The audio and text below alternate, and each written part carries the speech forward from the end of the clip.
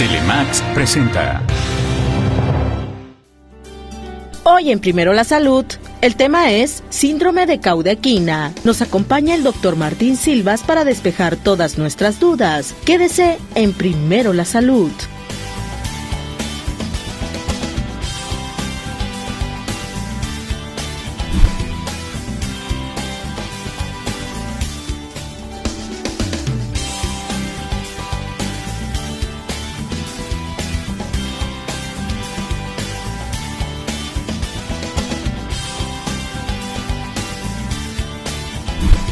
Nos da mucho gusto que nos reciban donde quiera que se encuentren en la República Mexicana y más allá de nuestras fronteras. Un honor que ustedes nos estén sintonizando porque este día vamos a hablar del síndrome de la cauda equina. Fíjense que tiene mucho sufrimiento para el paciente, provoca mucho sufrimiento para el paciente. Y afortunadamente aquí en Hermosillo contamos con el doctor Martín Silvas, ortopedista, que tiene alta especialidad en columna y él ve todo este tipo de problemática y tiene la mejor solución, la mejor respuesta para todos ustedes. Con esto comenzamos. El síndrome de Cauda-Equina es una afección poco común pero seria y se trata de una presión extrema e hinchazón de los nervios que se encuentran al final de la médula espinal. Obtienen su nombre de latín cola de caballo porque los nervios que se encuentran hacia el final de la columna vertebral se asemejan a los de la cola de un caballo, ya que se extienden desde la médula espinal hacia abajo en cada pierna. ¿Quieres saber cómo sentirse mejor? Quédese con Noemí González y los expertos en Primero la Salud. Agradecemos al doctor Martín Silvas que nos reciba en su consultorio porque aquí tenemos todas las herramientas para platicar acerca de los problemas de columna, especialmente el de cauda-equina. Doctor, gracias por recibirnos. Gracias por la invitación, Noemi. Y bueno, ¿qué es? La cauda-equina. Bueno, pues la cauda-equina en realidad se hace referencia a una parte anatómica de la columna vertebral. Haciendo referencia, la médula pues es la prolongación del cerebro, ¿no? Entonces la médula va a terminar en el segmento de L1, es lo más común. Sin embargo, hay variaciones que pueda terminar en T12, en L2. ¿Qué significa? T12 viene siendo la última vértebra torácica y L2 viene siendo la segunda vértebra lumbar. Muy bien. Entonces va a terminar en ese nivel, va a terminar en un conito. A la altura de la colita. No, va como a media espalda. Media espalda. Donde terminan las costillas ahí. Ahí, bien. ¿Sí? Entonces ya al terminar la médula en ese segmento, a partir de ahí van a salir un montón de nervios. Van a salir todos los 6 nervios, 5 nervios lumbares, los complejos sacros y los pequeños complejos del coxis. Van a salir así en un bonchecito de cables o nervios, ¿no? A partir de ahí, y van a ir saliendo dependiendo del nivel al que se van a dirigir. Son como cables eléctricos, ¿verdad? Exactamente, se vendría siendo, de hecho, comparación. Si le dicen cauda-equina porque cauda significa cola y equina pues significa caballo en latín, o le podemos decir cola de caballo. Entonces le dice así los primeros anatomistas porque se parece a una cola de caballo, si lo vemos desde la parte desde atrás en ese segmento. Y es muy doloroso. Bueno, eso sería la parte anatómica. Ahora el síndrome vendría siendo la enfermedad síndrome de cauda-equina. Entonces, esto es un problema, sería una urgencia, una emergencia. Se puede dar iniciar el padecimiento que el paciente presente mucho dolor. De repente, doctor, no es progresivo. Generalmente muchas veces es así, de manera súbita.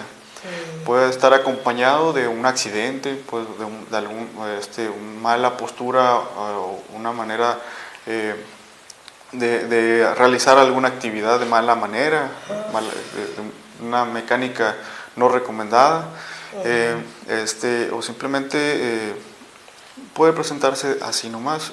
Muchas veces ya los pacientes tienen algún diagnóstico previo o algún padecimiento previo que se están atendiendo de la columna, pero esto puede pasar a cualquiera. Muchas veces no podemos saber qué problemas ya traemos arrastrando en la cuestión de la columna vertebral. ¿Tiene que ver la edad? La edad, en cierta manera, por ejemplo, pero lo puede presentar una persona joven, lo puede presentar una persona adulta. Entonces, muchas veces nos pueden decir nuestro médico que tenemos un padecimiento de la columna y es una urgencia operarlo o resolverlo. ¿Y sí? Realmente, ¿Hay que operarlos? Cuando lo presentan, el tratamiento es una cirugía, tiene que ser una cirugía. Si el paciente está teniendo una afección sensitiva o está perdiendo la fuerza de las piernas o ha perdido el control de los esfínteres, es en sí una emergencia. Okay. Y el tratamiento es quirúrgico. La mayoría de los casos es una hernia que se salió en ese momento y comprimió el canal medular y los nervios que vienen consigo. Pues como hemos comentado, hay ortopedistas y neurocirujanos que pues en cierta manera han tenido un entrenamiento para resolver aquellos casos que pues hay que resolver con mayor frecuencia. Todos esos cablecitos pierden la mielina, por eso es tan doloroso. Pero ¿qué le parece si me lo contesta regresando del corte? Claro, ya nos ganó el tiempo, ya volvemos, ¿eh?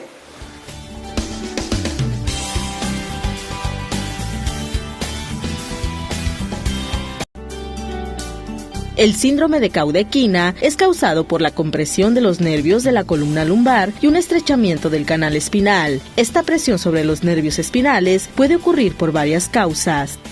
Cuida tu salud. Continuamos.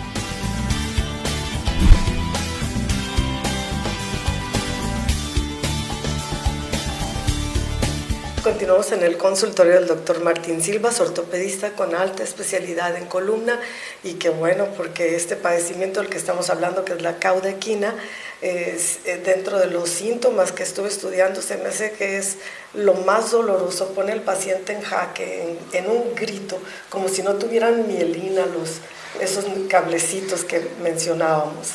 Bueno, como tal, la mielina pues es una sustancia que recubre los nervios y es la responsable que los nervios manden la información hacia su objetivo. En este caso pues viene siendo algo así como que se tapa el conducto por donde pasa la médula y los nervios. Esa compresión es una compresión, en este caso mecánica, pues también van a lesionar la mielina, pues la sustancia esa, pero también lesionan o comprimen la circulación del nervio como tal, van más por ese lado y secundariamente se pierde mielina, ¿cierto? Entonces, por eso es tan doloroso. Vendría siendo como la analogía en este caso, como cuando viaja un trombo, un coágulo y se tapa una arteria, por ejemplo, del corazón. Entonces el corazón va a tener una lesión. En este caso el nervio va a tener una lesión. Ahora en el corazón, cuando nos cae un paciente en urgencias con un infarto del corazón, tenemos que administrar, dependiendo de la etiología, administrar medicamento para que ese coágulo se destape, se deshaga y la circulación vuelva a fluir, y que hay una esperanza en ese momento de que el tejido se recupere y vuelva a moverse, vuelva a funcionar.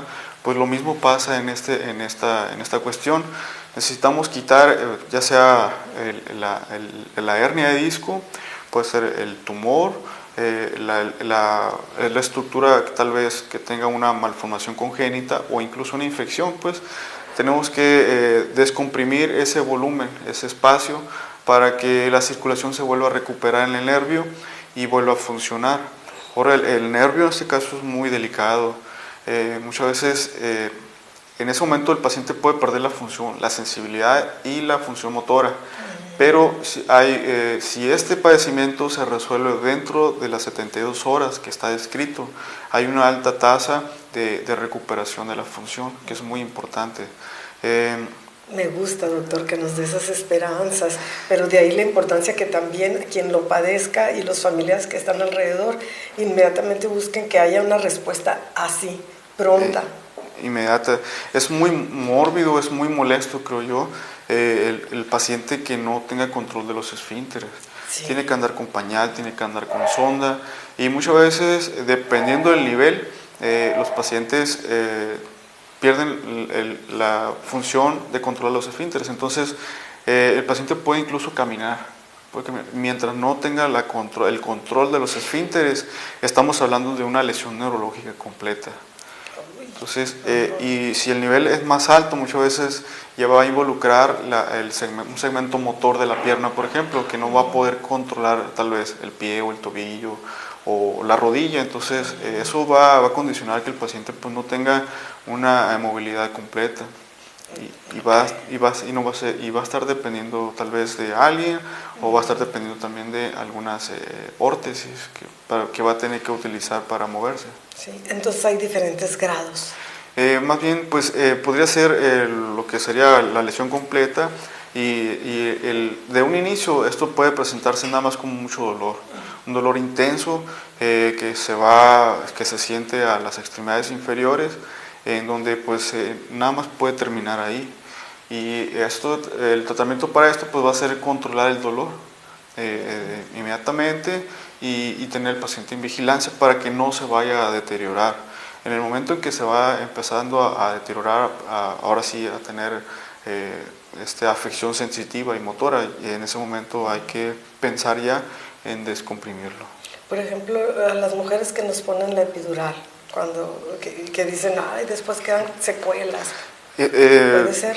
Todos los procedimientos médicos tienen un riesgo.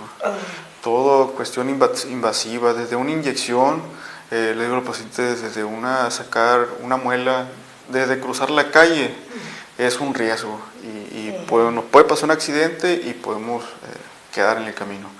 Ahora, en este caso, la inyección epidural es una de las causas también de caudequina. Okay. Que factores externos. En ese momento de poner la raquia, que es la más conocida, que es la anestesia, pues es uno de los riesgos que estamos tomando para hacerlo, pero en ese momento es para brindar un beneficio. En sí, la proporción de complicaciones de este tipo por una raquia es muy rara, pero se puede presentar. Y regresando del corte, hablaremos del diagnóstico y el tratamiento. Los típicos síntomas del síndrome de Caudequina varían en intensidad y aparición y pueden incluir uno o más de los siguientes: sensación alterada o debilidad, entumecimiento severo o progresivo en las extremidades inferiores, las piernas y los pies, pérdida de sensación o una sensación extraña en el área de montura, incontinencia urinaria o intestinal y dolor en la espalda baja. Cuida tu salud. Regresamos.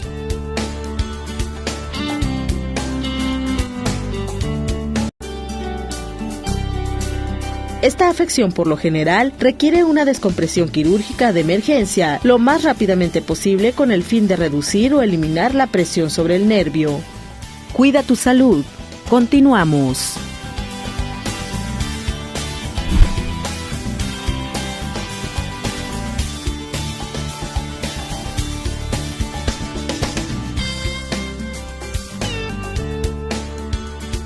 Qué bueno que continúan con nosotros, porque ya tenemos pues la respuesta y todas las soluciones que se pueden dar a este problema de la caudequina y resolver toda esa problemática dentro de las 72 horas, dijo, ¿verdad, doctor? Así es.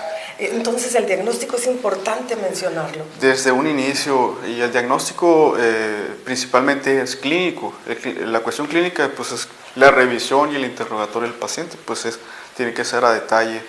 Los estudios son también muy importantes, los estudios de imagen. En este caso, el que nos brinda un gran apoyo es la resonancia magnética de la columna vertebral.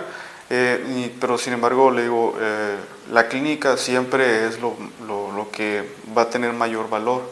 Podemos agregar otros estudios, por ejemplo una electromiografía, pero en ese momento de etapa aguda y una evidencia clínica indiscutible, se puede obviar.